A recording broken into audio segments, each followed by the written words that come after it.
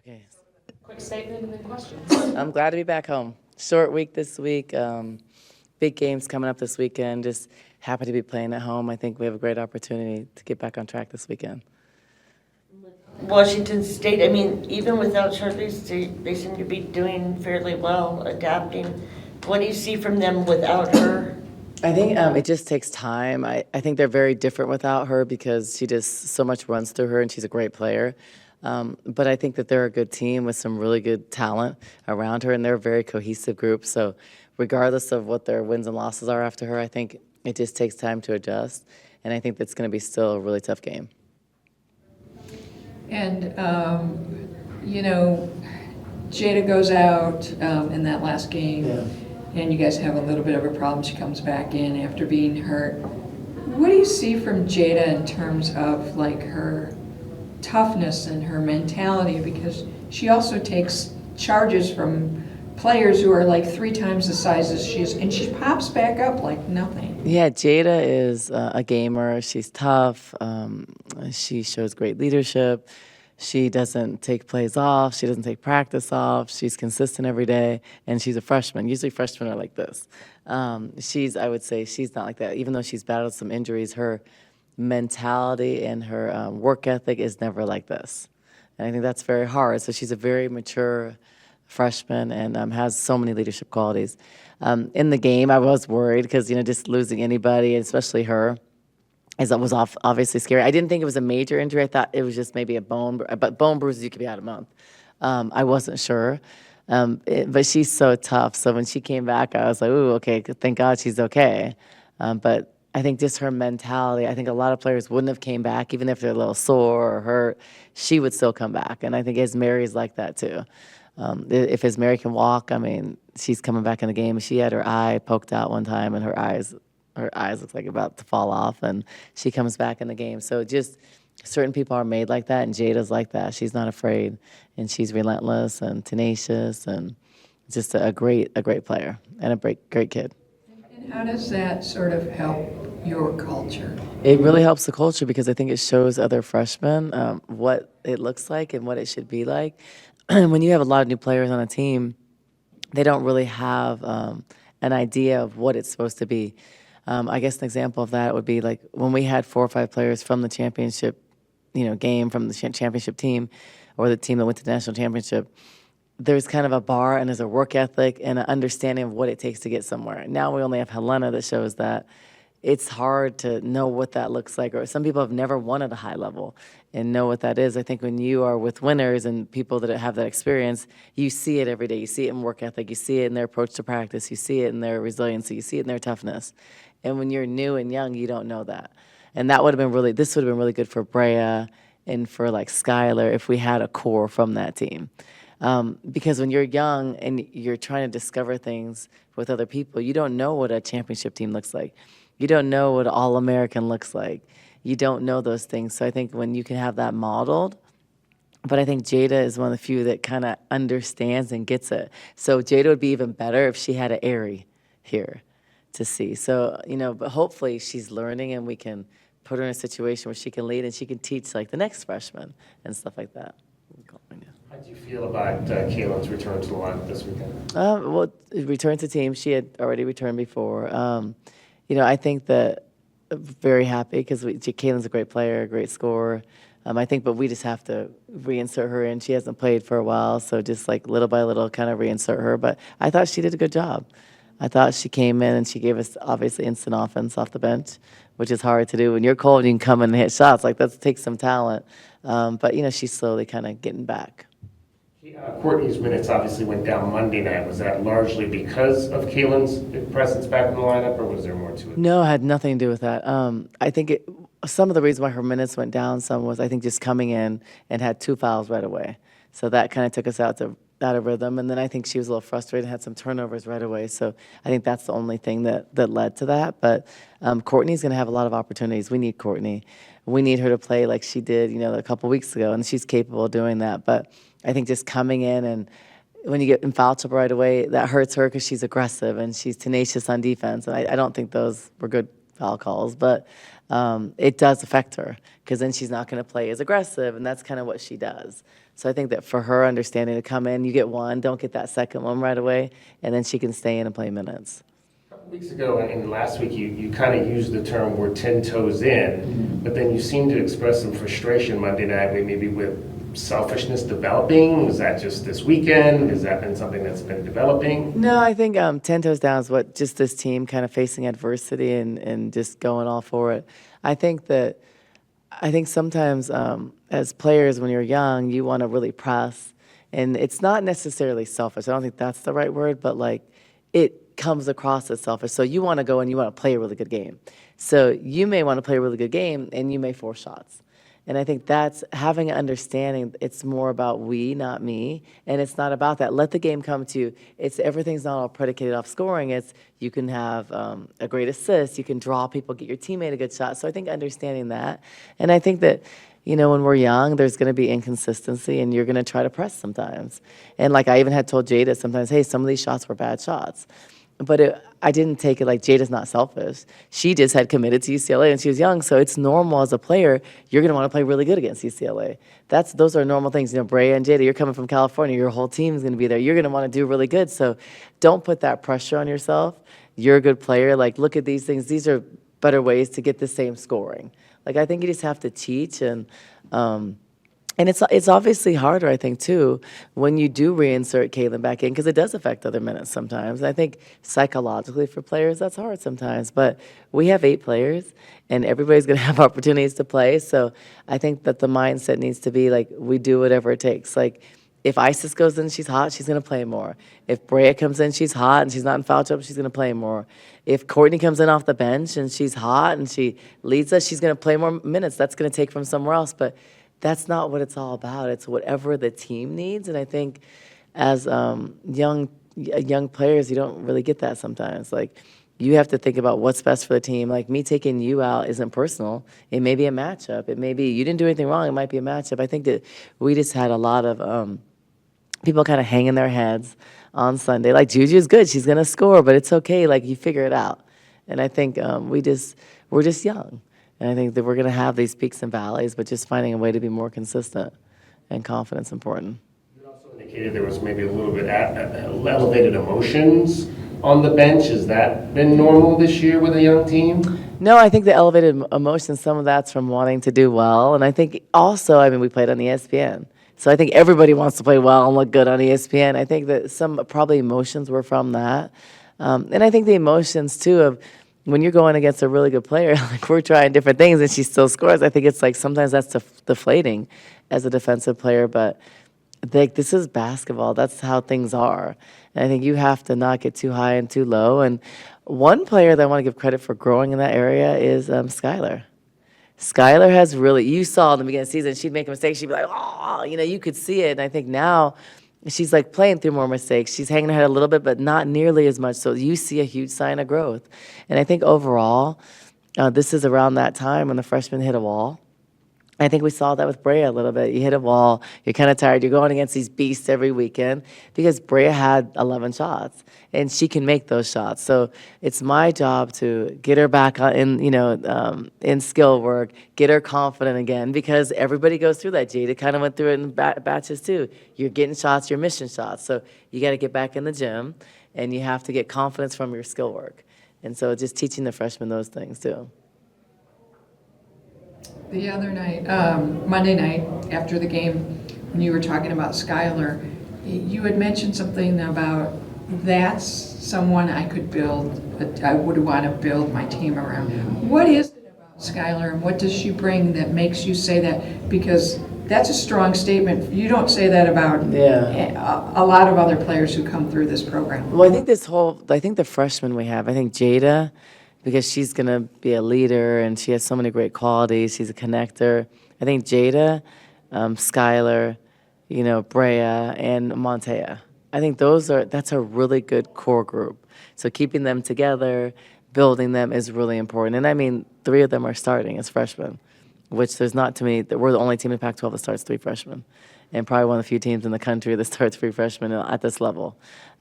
So you're gonna lose some games because there's gonna be mistakes. But I think Skylar is one of the few that has the athleticism and the ability to play our style. So I envision her of being a really good defender and a really good player because she can excel in our system.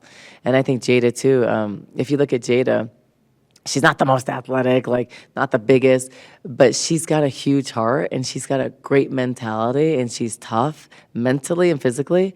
So she is going to get it because of her mentality.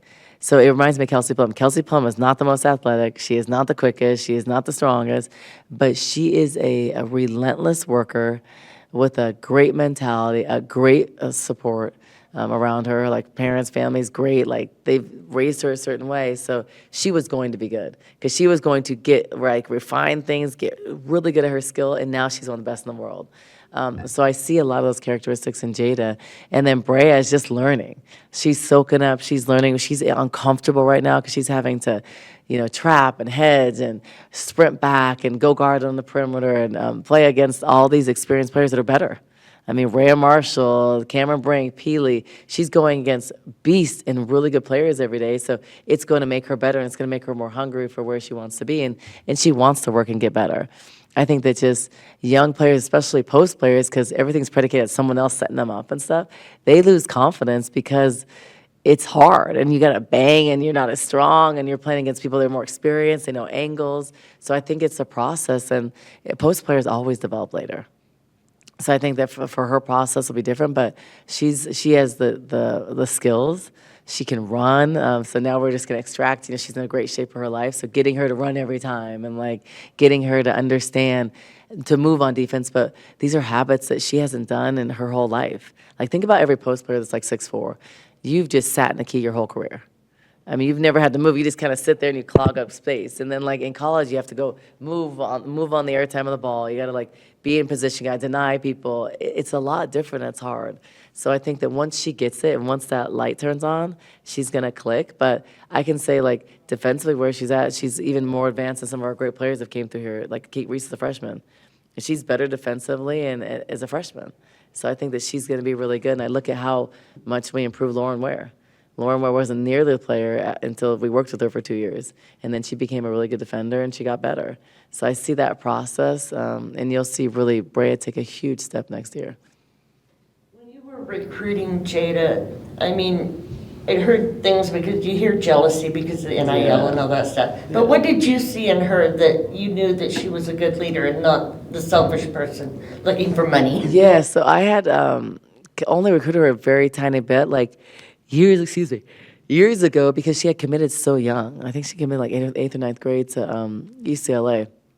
So I didn't really know her in that process. Kind of saw her interactions more when I was recruiting Brea so hard. So for the last couple of years, I was going down in La Jolla country and I was actually watching Jada in practice, but wasn't recruiting her because she was going to UCLA. But watched her and I would tell Terry, like, oh, she's a great leader. She does a really good job, better than I ever thought she was. Just like I'm saying as a person and a connector. And then I would watch her with USA Basketball because I was watching Brea. And then they were best buddies, but didn't really know her that well. And then got a chance to get to know her when she went in the portal, contacted us, got a chance to get to know her. It comes from a great family. Her mother is incredible. And I can see the reason why she's the way she is. She's optimistic. She has a level head. She's confident because of how her mother is. Her mother is the same way. And so getting to know them, I really, really enjoyed their family. And I could see why she is the way she is.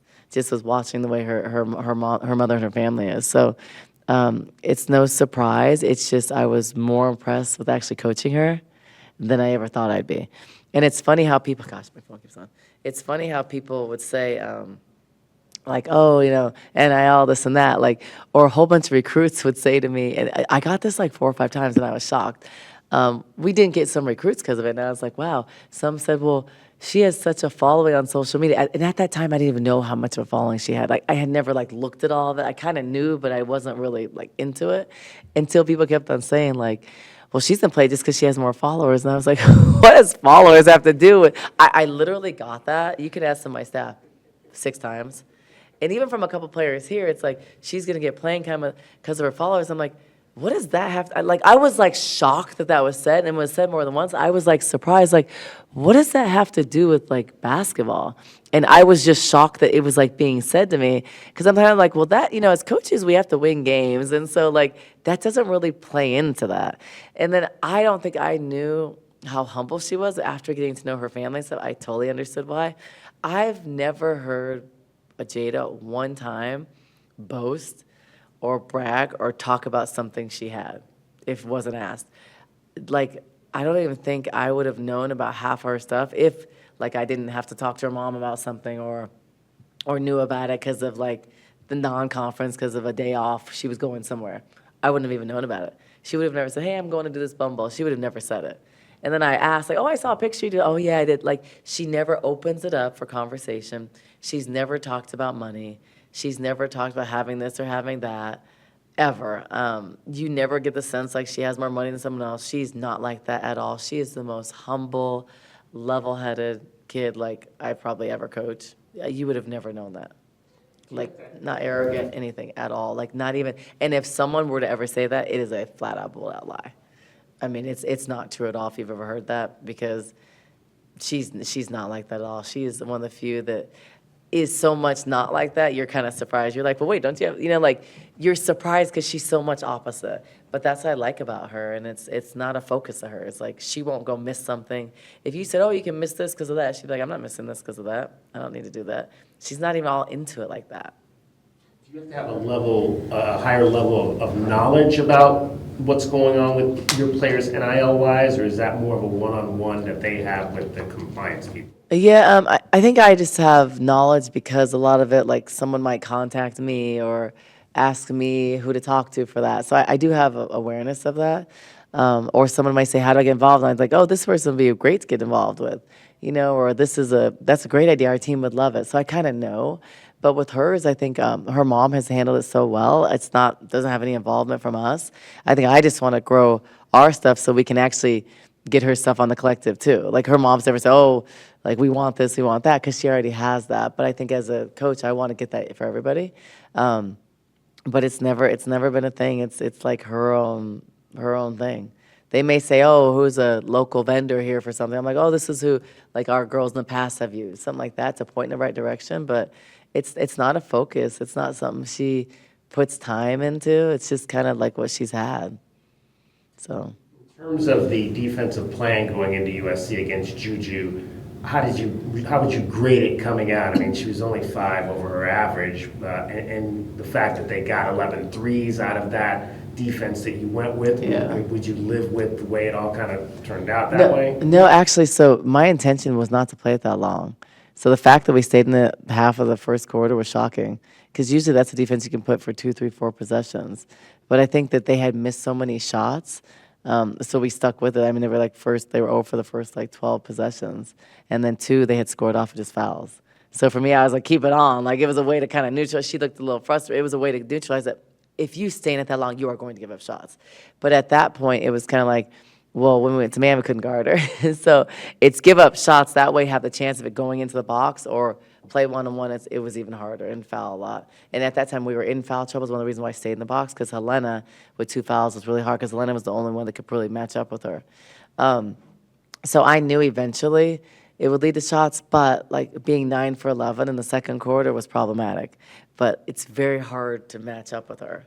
And I think it was, we didn't do the box very well, which we haven't done a ton of that box and one defense a lot.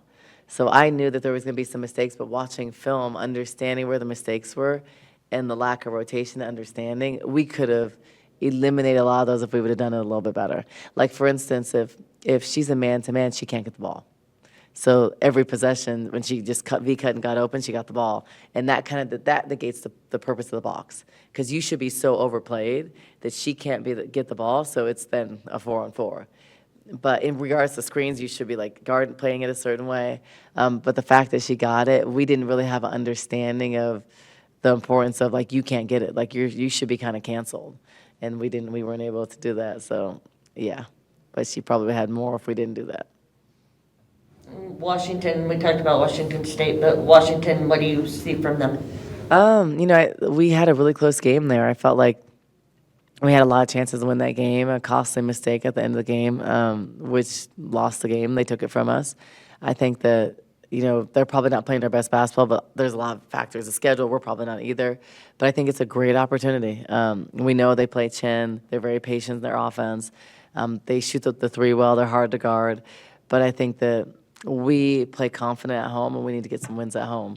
These next 4 games at home are very important. They're important for our seeding in the tournament. They're important to have a chance to go to the NCAA tournament. So there's a lot of weight on these games. And if we don't win them, we won't probably have the opportunity to do that. So I'm not going to say that or put pressure. It is what it is, but we need to win these games at home. I thought we did good. When even Kaidens was out, we had 7 players. We won 2 out of 3, when she was out of the game. So that was with 7 people. So now we're going to have 8. We're better. Now we have, one of our best scorers back, Kaylin. So we should be stronger at home with her. And then we're probably going to add 1 walk-on. I think it'd probably help us later. That's what I was wondering. So what's that process? What's going on with that? Yeah, so we're going through a trial. But I think the hard thing is with the walk-on, the walk-on situation is it's like even when you come and if you're, like we have a girl that's a pretty good player that we could potentially add to the roster, but like they haven't played, they're so out of shape. It takes like 3 weeks to get someone in like basketball shape. Like she's actually working out right now. You guys can go peek on the way out. She's good. But like she hadn't played in like 2 years. So I think just you gotta and we can't just say like go practice a full practice. So, and our practices are pretty light right now, but we have to work her out and she's gonna be really sore the first few weeks. It's just like, it takes time. And then you have to show your system. So it's just a hard time to kind of just insert someone, learn the whole system. And who knows, maybe their strength is learning plays, maybe it's not. So then that's another challenge. Montea is but she's rare. So I think that just kind of inserting her, but I know one thing for a fact, she can help us in practice. And then she could probably be someone that could potentially probably stay in this program. But as a coach, I have to see if it works out, see how the chemistry is when you bring someone. Do they insert themselves well? Is it a right fit? Those things are more of a concern for me. If it's not going to work. If it is, it could be great, but I have to watch all those things. And then right now, her class conflicts with practice. So then that's the part that's going to be missing. So that insertion will take longer. But I think just having another body that can help, a big, strong body, she's a good player. So it's I don't know, she stopped playing basketball. I was like, I can't believe you stopped. But she's a great student. I think she can be good, and Jada knows her. So those are also pluses because it's hard to just insert someone that you don't know anything about, And that tryout's 2 weeks, right? Yeah, 2-week trial, yeah. But then 2 weeks, at least we can work her out, get her in shape. But just imagine if you haven't played at all, then you got to go run and sprint. That's hard. She's probably dying. So I think I wasn't there today because I had meetings, but she did her second workout today, or her third. So we're just going to kind of work her out and do skill work until she can make a practice. But that's the other thing, the conflict with practice, because she was a regular student. So there's just so many factors. But we might look at a couple more. It's just that process of getting someone eligible to try out is hard with the NCAA. And I think people don't have an understanding of you got to follow the steps. We can't just allow you to when the steps are done because that's a violation. So I think when you're not in this world, you don't understand that. You're missing a physical. You can't just try out and do your physical later. You have to have all those things approved. And I think there is an understanding for that. And there was a difference between them as regular people who weren't in the athletic department and Erin, who was an athlete in the. What is that, so people understand? Yeah, so the difference with Erin, she was already in the system. She was already NCAA approved. She was already in the clearinghouse. She was already a Division I athlete at Arizona. So she already met all the criteria. So someone outside has to go through multiple steps. We're talking sickle cell, physical, steps that cost money, clearinghouse, all these eligibility steps just to even start the process. And then you spend that money and do it when you don't even know if you're going to be on a team or not. So I think it's also safer for me as a coach because then I just call Fred Harvey, someone of respect and love, and he's been here since I was a student athlete, and we're friends. Hey, what's she like as a person? And she's awesome. So there's also a comfort thing to that and understanding that. And she went to Tommy Lloyd's high school, so she must be really cool into it. What idea do you have about the roadmap that it would take for you to get into the NCAA tournament with 6 games in the Pac-12 tournament? So, we need to win these home games and then probably, beat a team that we shouldn't. That would be my opinion. Then probably win a Pac-12 tournament game. So I think we need to do all those things? No, but I think those things would solidify us in the tournament. Now, do I think we have to go like all 4 wins at home and win 5 out of 6 at home? I don't think that. But I think win these games that we can, and I think possibly steal someone against like steal one of the LA games, and then probably win a Pac-12 tournament, which I think is very realistic. We can do that, but I don't think we'd have to go 5 for 6 to do that.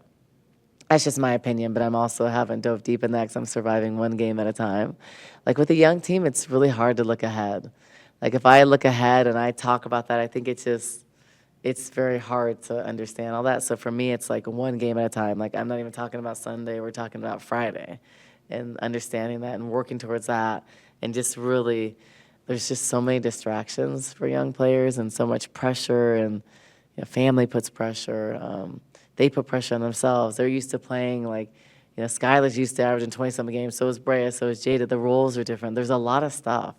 The freshman year, this is a long season. It's really hard. I think there's just so many things that go into play.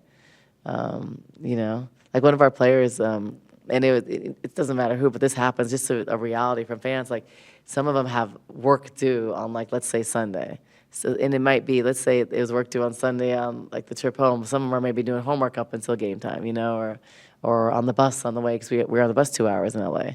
1 hour for shoot around, actually 3, because an hour to go to shoot around, like 45 minutes back, 45 minutes there, and then an hour to go to the game. So that's like 3 hours on the bus. So some are doing homework on the bus, and it's game day. So kids have a lot of stress and pressure, and I think that, like as a coach, one of those things that helps that is like you have a deep roster, because then you have multiple like different combinations to go to. You have different looks to put. You can go big, you can go small. I think when you have a limited roster, it's hard, because like there were times in the game against USC, if we have more depth, we would have gone big. Like let's say Solly, Mai over there, we could have had a huge box. Then it's really hard. And then you have like Courtney playing man-to-man or Jada, forcing into a really big box, because then what does that do? It enables you to have good rebounding position. So there's just so many different looks that you can give when you have more depth. And so the objective for me, just like the roadmap looking forward, is, we need some more athleticism, definitely, because we're going to lose Esmeri at the 4. Need someone that can shoot it and athletic at the 4. Need some more depth in the post, and definitely need some athletic wings that can score. And so we'll be looking for that, and we'll be bringing players in, and we need to sign some players. And unfortunately, like because of our lack of depth, we're going to be having the portal right now, and then looking for some other probably European freshmen to sign. So that's the goal. But like I'm not going to have another season with like 8 to 9 players. It's hard, and I think you are seeing nationally, you're seeing smaller rosters, but like smaller needs to be like a 12, not like 7 or 8. I've never had this. It's been challenging. And from the players, it's not bad because everybody gets to play. But from a coach, it's hard, just strategy or an injury like Esmeri or Jada. The risk of them is like we don't have enough players. So that's hard to coach. And like today, we traveled on Monday, got back at like 3 in the morning. So Tuesday's off, which makes our week different. So we have Wednesday, Thursday. Well, today can't be like, it can be a practice where you have to work on stuff, but it can't be super hard Wednesday, Thursday, and we're fresh to play Friday. As Mary's manged up, like she'll be fine, but you can't do that. So it's harder to work on stuff to really get better, because really like walking through stuff is very different than actually repping it. Like you need to rep box someone, you need to rep 2-3, you need to rep on-ball defense to get better for rotations and simulate game stuff. If you're kind of going through stuff, walking through it, you're not really getting the real repetitions. And so that's been a challenge, because like we teach and we work on stuff. So the working on stuff's been kind of hard. So we've been walking through working on stuff, and that doesn't work as good, I'm seeing. But we still are getting better, and we just need to peak at the right time. So now is the time to peak. If we don't, we won't have a chance to make the tournament. If we do, we can have a chance. Yeah. Used to, they put a lot of emphasis on the last 10 games of the season, and 6 of your last 10 are against top 10 teams. Unfortunately. What do you think about that schedule? I think that sucks. Like, I think the schedule, I didn't make the schedule, and I wouldn't have made it, and I would have changed a lot of things. I would have had some 4 games on the road early, and I would have done a lot of things. But yeah, that's hard. But that's like our conference. Like, so if people say that the Pac-12 is not the best conference, they are crazy. because it is like by far the best conference. Like there is no other conference even close, I don't think, from top to bottom. But the West Coast never gets the respect it should. But yeah, it's hard. Like we played, just imagine LA, two top 10 teams. Like they're probably, I don't know what the rankings were on Monday, but like probably a little higher even. Like 9 and 10. Okay, so two top 10 teams on the road, tough weekend. Great for LA, not good for the opponents coming into LA. And then like Washington State, like they're good. With or without Legger Walker, they are a good team with like the core that's been together for years, and those teams are successful. And then Washington, like they've lost a couple, but they can beat every year. They upset someone in the tournament. I mean, they're good, and they're proven they can play. So every game is really hard. And I was saying on my radio show yesterday, it's like in the past we've been, like we've been a ranked team for like the past 3 years, like, and so like when you have more experience and depth, you don't overlook any opponent, but you feel good about some games. Like, yeah, we take care. Maybe I can rest some starters like on Friday and really play. Like, there is no game like that. It's like we put in so much and so much tactic and stuff to try to do for every game. Like, that might mean they have to play 38, 39 minutes. So it's just hard to, like, there's no game that I know, okay, we should win that game. Like, there's no game like that at all. Part of that's because we're down a little bit and we're younger, but also it's the nature of our conference. So I think that it's like everybody's just kind of beating everybody up. But we win a couple games or win a game, we can move up to 7th or 6th. So it's just like the separation. I think Cal's up to 7th, but like by 1 game, right? So like every game is really important, and we all need to win. So everybody's kind of in the same situation except for the top 2. So life's not easy in the pack. That's why I dyed my hair red to hide the grays.